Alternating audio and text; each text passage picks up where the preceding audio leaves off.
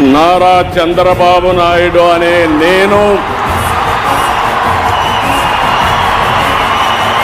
శాసనం ద్వారా నిర్మితమైన భారత రాజ్యాంగం పట్ల నిజమైన విశ్వాసం, విధేయత చూపుతానని, భారతదేశ సార్వభౌమాధికారాన్ని, సమగ్రతను కాపాడుతానని ఆంధ్రప్రదేశ్ రాష్ట్ర ముఖ్యమంత్రిగా నా కర్తవ్యాలను శ్రద్ధతో, అంతఃకరణ శుద్ధితో నిర్వహిస్తానని, భయం గాని, పక్షపాతం గాని, రాగద్వేషాలు గాని లేకుండా రాజ్యాంగాన్ని, శాసనాలను అనుసరించి ప్రజలందరికీ న్యాయం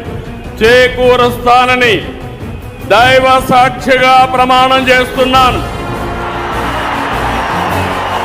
నేను